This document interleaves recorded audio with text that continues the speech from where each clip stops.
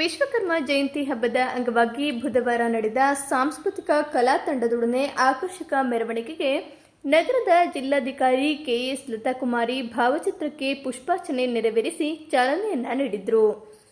ಇದೇ ವೇಳೆ ಮಾಧ್ಯಮದವರೊಂದಿಗೆ ಮಾತನಾಡಿದ ಜಿಲ್ಲಾಧಿಕಾರಿಗಳು, ವಿಶ್ವಕರ್ಮ ಜಯಂತಿಯು ಶಿಲ್ಪಕಲೆಯ ಮಹತ್ವವನ್ನು ಒತ್ತಿ ತೋರಿಸುತ್ತದೆ.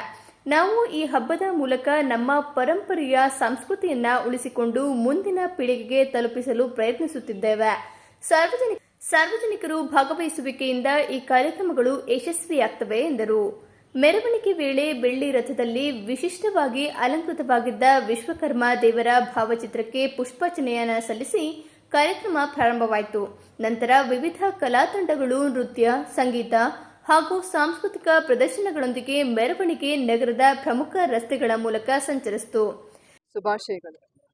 ನಮಗೆಲ್ಲ ಗೊತ್ತಿರೋ ಹಾಗೆ ನಮ್ಮ ಜಗತ್ತನ್ನೇ ನಿರ್ಮಿಸಿದವರು, ಅದರಲ್ಲೂ ನಾವು ಹೇಳಬೇಕು ಅಂದರೆ ನಮ್ಮ ಅಮರ ಶಿಲ್ಪಿ ಜಕಣಾಚಾರ್ಯವರನ್ನ ನಾವೆಲ್ಲರೂ ನೆನಪು ಮಾಡ್ಕೊತೇವೆ. ಅದರಲ್ಲೂ ಮುಖ್ಯವಾಗಿ ಹಾಸನ, ಅವರ ಪ್ರತಿಯೊಂದು ಕಲ್ಲಿನಲ್ಲೂ ಸಹ ಅವರ ಹೆಸರು ಅವರು ಕೆತ್ತಿದರೋ ಇಲ್ಲ ಗೊತ್ತಿಲ್ಲ, ಆದರೆ ಪ್ರತಿಯೊಬ್ಬರ ಮನಸ್ಸಿನಲ್ಲೂ ಇಂದೂ ಸಹ ಅಚ್ಚು ಹಳಿಯದೆ ಉಳಿದಿದೆ. ಸೊ ಹಾಗಾಗಿ ಅವರನ್ನೆಲ್ಲ ಮತ್ತೊಮ್ಮೆ ನೆನಪು ಮಾಡ್ಕೊಳ್ತಾ ನಾನು ಎಲ್ಲ ಜನತೆಗೆ ವಿಶ್ವಕರ್ಮ ಜಯಂತಿಯ ಶುಭಾಶಯಗಳನ್ನು ಹೇಳಲಿಕ್ಕೆ ಇಷ್ಟಪಡ್ತೇನೆ.